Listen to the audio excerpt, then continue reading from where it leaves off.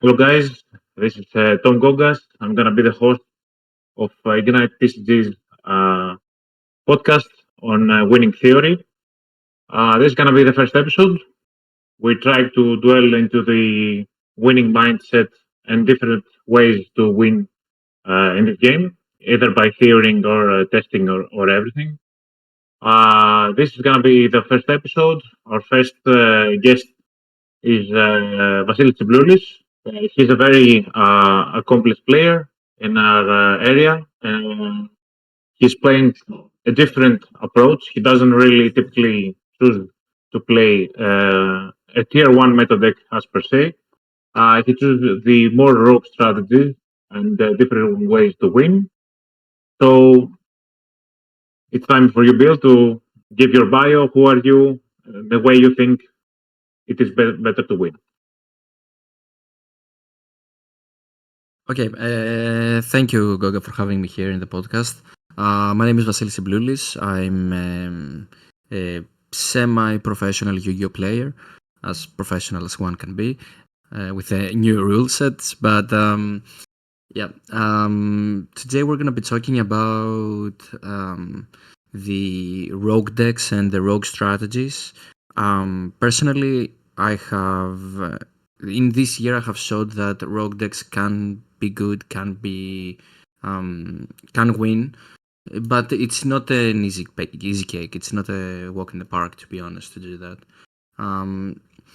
People mostly think that meta is, and they should only play meta in order to win, but that should not always be the de facto case. Okay, so to get set to start things off, what we think about the rogue decks in general, what people think about rogue decks. The rogue decks are basically, as a definition, the decks that are not considered the best option in any given meta. Meaning, in this past format, or in this current format, basically with Ken and Vanquish Soul, Crystron, the Juhu format, basically, with the Yami and the Dragotail. If you play something like Mermail, then it is Rogue. If you play something like Dragon Link, you're Super Rogue. So it's basically these decks that people do not really feel or think about them when they talk about that format. Obviously, people do not play the Rogue decks because the main reason actually is that they feel that the deck is bad, inconsistent, or power crept, which sometimes it may not be the case. It might just be that people have not yet figured out how to deck build appropriately or how to perform with the deck. Other times the decks can be described super hard, and the payoff of mastering a deck can be foreseen as really it may not be worth it, basically, the payoff. Like, take an example for DDD over some past years ago, which the deck was the best deck, but the DDD combo lines and the spreadsheets and everything that you had to figure out, it was insanity. So people usually tend to stay away from those. And the last reason that people usually do not play Rogue is that they are bored of playing the same deck over and over again. If you play DDD for like the past 5 years, you don't really care. Like, you're gonna want to play something more, something new. So you're probably gonna shift to something more meta. And that's how people resort to more meta decks. Despite that, there are positives in Rogue, and people usually forget those. The biggest and most important factor of Rogue is the surprise factor. Like, you can go to an event and people will have no clue what your deck does, or even if they know the basic stuff, they might not know the round things, the little details, the ones that actually make the game important and take place. Take, for example, in the round 11 of Birmingham, where I was seen in in the video, my opponent had the double bestial and just forgot that Grand Guignol can activate its effect also from the grave, the tag out effect, to summon the Despia or the Dogmatica from the main deck. So my opponent, just because he forgot that little detail, it let me summon the Proskinion, which was able to target his Chaos Angel, and if he didn't have the second bestial, I would have still a Chaos Angel and basically ended his turn, which was like a small detail, a small fracture of a misplay from my opponent can really give me that edge to win that match. What furthermore is the thing that people also forget is that sometimes the rogue decks have favorable matchups, and they cannot be discovered if you don't actually play the matchups. If you don't take branded to its format, you're not gonna know if you have a good matchup versus Yami or bad. You're not gonna know if Dragon Link has a good matchup versus Mermail, for example, because it's many hand trap availability. So it's a weird situation where people do not really are afraid of testing, and that really hinders the performance that people can actually have in the tournaments. And the other last reason that people basically forget that it's a positive for rogue decks, it's that people get over cocky.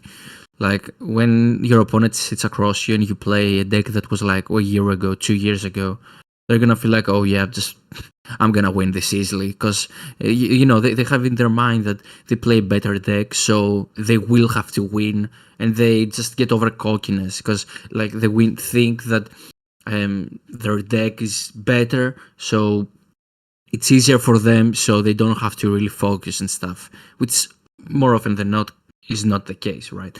Great, Vasilis. So let me take it from here. So I agree, because I was a rogue player for many years, practically.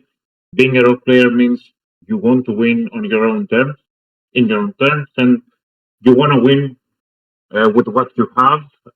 In many cases, the problem could be money. The problem could be that you want to win the way you imagined it. But I want to win with branded. I want to win with Mermail, with whatever everyone picks to win. You have to know the strengths in and out of your deck, of course. And practically, that's the disadvantage your opponent has. He doesn't know the in and out of your deck, because it's not really in the format. And speaking personally, because I test for each format that goes on, many times I tend to forget the strengths and the weaknesses of decks. Plus, there is something that many people like don't see, which is the evolution of a deck under the radar. Like, okay, in this episode, practically you are the guy that plays branded, practically. So we're gonna talk about branded. If you don't follow a specific player or a team or a Discord chat or anything, you can't know what the evolution of the deck and what it can handle and how it can handle it. So it creates problems when you are over cocky, as you said, when you're overconfident in your ability. And then comes the it's the principle of Pygmalion effect, which is known to the oldest players, which Patrick Coban gave to light. That when you have, when you play a good deck or an expensive deck, that for that matter, that tends to affect your perception of winning, and you take a way of thinking of I have to win. And that exact thought in reverse happens with rogue decks. When your opponent faces a really worse deck, in his eyes, worse deck, right? He has to win in his mind. So that translates into the gameplay, and many times we see losses from such decks that are categorized as rogue.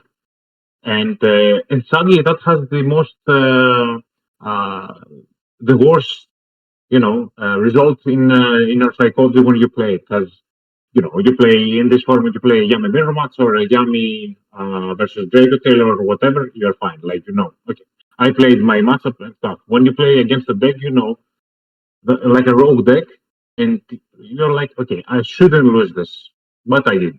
Because probably you know people will tend to leave it to variance or whatever, but I don't think that's the case. You have to know in order to win. You have to know everything, most of the things about many decks.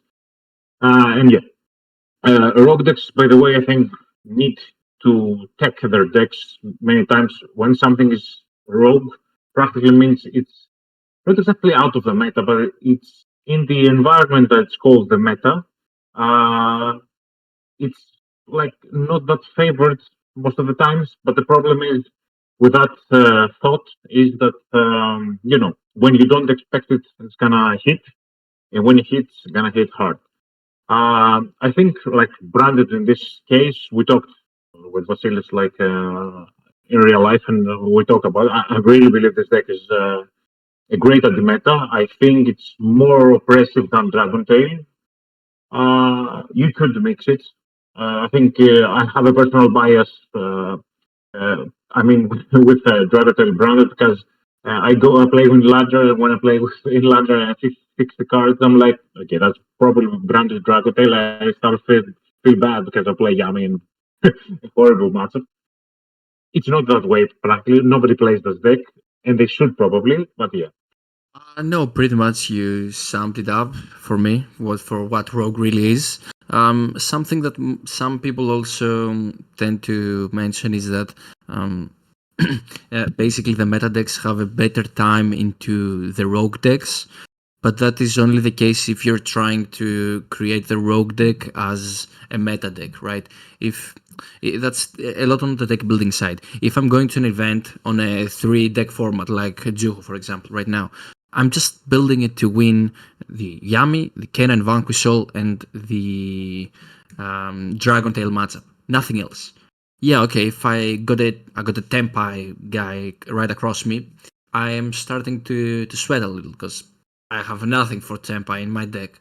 My deck may be like has a 10 to 90% matchup versus it, but that's the only issue with the rogue decks, and that's the biggest mistake that people actually make when they build and play rogue. They try to make the rogue deck meta, which it cannot be actually made. You cannot take branded and just jump 20 hand traps inside and try to win that way. It will not work. Not because the deck is bad, because you're not gonna outperform the better decks, because the better decks have better game for the same number of cards that you have in hand. If you open 3 cards in each hand trap, your opponent, the 2 cards that he has, may be X'd and the Breaker.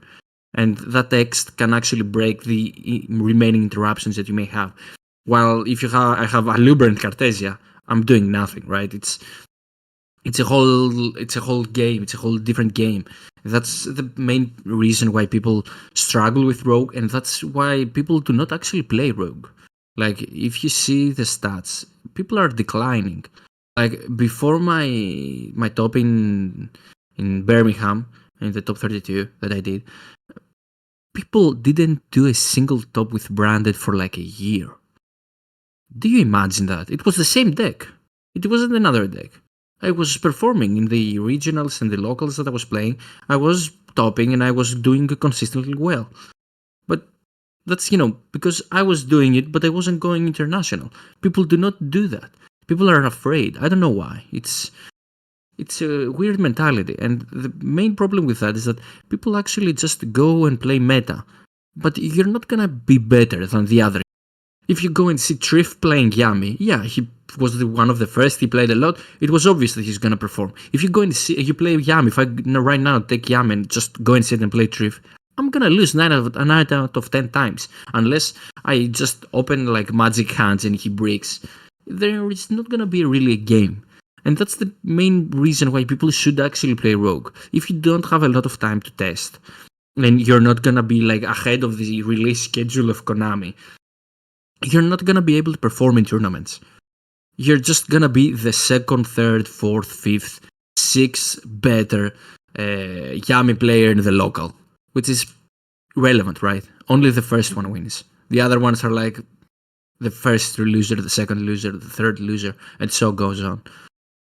And if you have like this limited time, yeah, okay, maybe I'm not playing that much the Astrif right now, but I'm playing the same deck for like the past 3 or 4 years. I know branded better than everyone else out there. If Trift right now, if the brand support that we are waiting, the last card is a busted card and makes the deck a tier 0, right?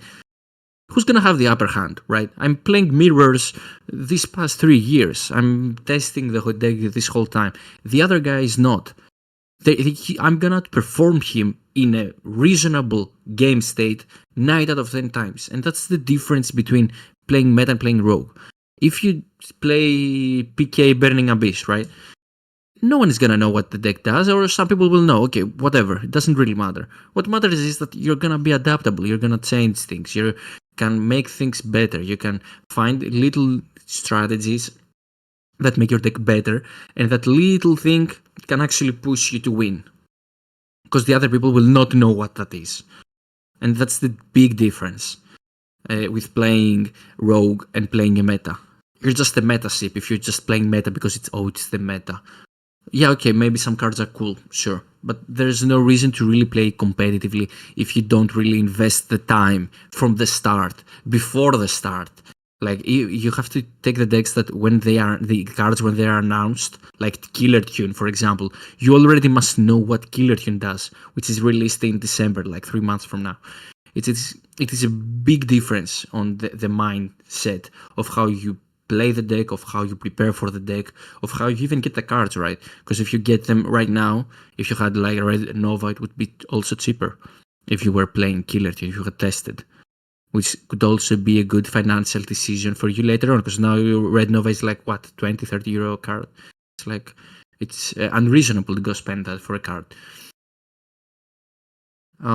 The other thing that I want to mention is that when building a rogue, I kind of mentioned before that you should only focus on what decks you actually foresee in the event. Like in Birmingham, I was only foreseeing Crystron, Rizel variants, which was Finsmith and Pure at the moment, and the Malice. I was just saying these decks and some Mermail, but I wasn't really expecting to play Mermail because it was a hard deck. People would not just go and play Mermail and perform with that. It was only the good players, so I wasn't really giving it much thought. And that's why if you see my deck list from the Birmingham, I had the most cards inside were for the Rizel matchup, for the Malice matchup, and for the Crystron matchup. And actually I didn't, because the branded deck had the really favorable matchup with Crystron, the Finsmith variant, the Joshua Smith deck, the Finsmith control with Bestials, which was yeah. Or the other version. The Bestial Finsmith, the one with some Fenrir's and stuff, which was full control. And Branded generally had a very good matchup against those. So, because you outwhelm them, basically, with all the gas that you have. So even if they end on the best board they can, you don't really play the game, because you can just OTK them through that, or even outgrind them, because Branded also has that good. It has a really good grind game. And basically, I was facing a lot of those. I was facing a lot of Rizel Pure decks, and I had faced some Malice, some Rizel Finsmith, and those decks, yes, they were more challenging for the naked eye, but actually my deck was prepared for that. It was tailored for that. I had Super Poly, Exisen Core, and Evenly for the Rizel Finsmith matchup. So I was bouncing their detonators, or if they were going Agnamde, I was able to search with Rust evenly. So evenly Droplet was more of an option. I was having the Super Poly and Super Skinion for also the Malice matchup with Meowls. I wasn't playing Lancia because the deck didn't need Lancia. The goal of the deck was to just get cards. If I have many good cards in my hand, I win. While my opponent, doesn't matter what he builds, because I have breakers. And that's the different philosophy of the deck. I was one of the very few people in the actual event, it was like a 13%, if I remember the stats correctly, that played no Lancia in their whole deck. And I didn't struggle. I only lost to one Malice because I bricked. Because, you know, it's an old deck, yes, it may break sometimes, yes, but I was trying to make up for that. I was trying to play it as consistent as possible. That's why I also had the Nadirs inside, more Cartesias to play through Veiler and Ogress, and I was tailoring my whole deck, my whole thought process was around those three decks, and I was practicing for those three decks for like 3 months, 4 months. Like I was going to locals, I was just playing those decks, I was grinding those decks, nothing else. I was testing on online only those decks. I wasn't testing the other decks because I didn't really care about the other decks. And that also helps you to find the best deck choices, because if you play a lot about versus one deck, if I play a lot of versus Ryzel, I understand how Ryzel works. I understand what hurts Ryzel. I understand that Excision Core, the untargetable, the irrespondable card, is very strong versus that, very strong versus Dweller, which was shutting down Materns, very strong versus Detonator if they didn't play Dweller, or Baguska. It was very strong versus Caesar. It had the flexibility to apply to all case scenarios. So I was finding these check cards, and those ones were the actual ones that were carrying away the game. You can see also in the vote where even I bounced back the reduo drive of my opponent. He was like caught off guard because he didn't really expect that. I was playing a usual matchup for me, because that's the other thing, right? I'm going to a local and I'm playing 4 Ryzel matches. I test versus 4 Ryzel matches. My opponents test only versus 1 branded. I get so much more experience versus the deck that my opponent do not really do that. And when you go to a big tournament, a regional or a YCS or the Euros or whatever, there's 1,500 people there, 2,000 people. They don't know what you're playing. They're just playing generic things. So if you know what you can expect, basically, you're outperforming them already from the beginning. You are more prepared because you test a lot compared to them. They know what you know what a Ryzel or Yami does, but the Yami player doesn't know what brand does. So it's you're caught them off guard with the surprise factor that we also mentioned earlier.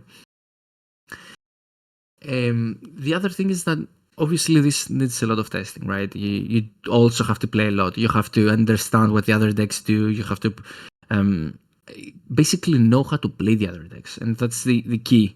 Like, even if I was given any deck right now, I could play it and do the combos up to a certain point on a very good basis. But knowing what the other deck can do and will want to do gives you an advantage for your own deck, because you know, if you play Rogue, you know the limited resources that your deck has. You know that, oh, I can only banish 1 monster and pop 2 and get another one with an Albaz effect. So I have only 4 body removals, and my opponent has a way to just make 6 bodies. So you have to depend on him misplaying and not remembering that you have a Rimbram with Albaz in the grave, for example, to Albaz use whenever you want. So these little details are the ones that actually give you the edge over your opponent. Even on the, like, for example, on the Nationals this year, I was seeing the pattern that Mitsurugi was insane. It was very good, and the Malice was really strong, but it wasn't allowing skill to be a factor of the game. It wasn't allowing people to outperform the other due to skill, while Mitsurugi was doing that. So I thought that people will play more Mitsu, and I was right about that. I only faced like 3 Malice, which I won them pretty easily because the opponent didn't really know what they were facing. And because I was facing only the Mitsu matchup, I was being able to outperform them and utilize the fact that Super Poly was insane, that format. People didn't know it. I knew it. Because I had tested a lot. I didn't even mention to anyone that Starving Venom was an insane card for the deck. That it was able to get everything out. Even the other branded guy that topped, he didn't play that. And he was like, oh, that's insane. When I told him that, he's like, oh, I should have played that. And it was something that was really pushing the edge and was giving me the advantage, because the other people didn't know that. My top 8 match, I was playing versus Gizis, and basically he had Nibiru in his hand, which was, he had won the dice roll, he went first. He had Cersei Nibiru with the Galan Granite. and he had like the random bunch of monsters like Murakumo, Fucho, whatsoever on the field, and I was basically able to just make a Quiritis, make everything 0, and then I was like, end of main. And he was like, okay, sure, I don't really care. Because I had already baited the prayers. And then I just went into battle. I had done the 5 summons, but it wasn't lethal. It wasn't appearing to be lethal. And I just super polyed his monsters, make Starving Venom in battle phase, and just OTK him through his whole field with Nibiru in hand. And he was like, what did just happen? Because he didn't expect to have a Starving Venom facing him with 2800 attack in a different in battle phase, because he didn't even know that this would be an option. He was only thinking about, oh yeah, he may make a Quiritis or a Proskinion or whatsoever. Like he wasn't really thinking and understanding the deep value that I could have within my deck, and that was one of the reasons that I also performed there very well. And in general, rogue decks can do that. Like you can see it in every format. There was in Birmingham also, there was a White Forest in the top 4 or top 8. I don't remember, and I think it was top 8 that he lost there. He was playing really well. He was playing solidly. He had a good deck. He had a good understanding. He was playing the Finsmith engine so that he was playing around Droll. So people would just be like, oh yeah, I have Droll, I don't really care. He was just gonna Finsmith combo after that, which was insane. And the other people were not prepared for that. So, to sum up, you really need to try new things. You really try to try new combinations. And if you just follow the pack, you will always be behind the wolf. Like if you just get to play Yami right now, you're just always gonna be worse than Triff, for example, or for versus a better player. And because he has tested more, so you're not gonna expect the same results. Yes, you may have a good day or two and your opponent a bad day or two, because there is variance in the games, there's randomness, but still it wouldn't be a sufficient way enough to justify playing competitively on a long-term basis to do that, while playing rogue may give you that advantage. So one last thing that I have to mention is that when you're choosing to play a rogue deck, you can't really play every deck out there. You have to really play some specific ones that have a huge arsenal of potentially adaptable cards, or cards that are adaptable in the way that they're not restricting you, or if the restrictions there are, it's a kind of weird restrictions, they're not really enforcing you to play a specific way. Like Yami cannot really be played in different ways right now. It can only be played in some certain ways, and only the Mitsurugi cards can be played within them because they're busted cards, right? But you cannot, because there are too little cards, you cannot really do flexible things with them. And that's another thing, that you need to play decks that have this fast engine, like the Tyralamets deck, the White Forest deck, the branded, like it has like, I don't know, 150 to 200 different cards, the branded Albas lore. You need to play this type of decks if you want to perform with rogue and be adaptable to every format, because I'm playing brand for the past 3 years non-stop. It might sound insane, but every format, it's a different deck. You can see the differences in these 2 deck lists that I've shown, which was a matter of like 2 or 3 months, the one from the other. It was just the basic stuff were there, and the all-around things were different completely. The deck operates in a different level, and that's something that people should really try and focus on and adhere to. Vasilis, thank you. I don't want to know. I don't know if you want to add anything else. You want to plug anything? Your personal coaching about branded or rogue strategies, etc. It's gonna be off from me. Thank you for listening. Vasilis, to you. I just have to say 2 things. First of all, DM me on Discord if you want to know how to play branded properly, because I'm doing that thing. So you're just saving time, saving money. I'm the number 1 source right now for how you should play the deck. And the second of all that I want to mention is that branded best deck, and there's no counter argument to that. I don't listen to other opinions. I agree. Thank you. Thank you.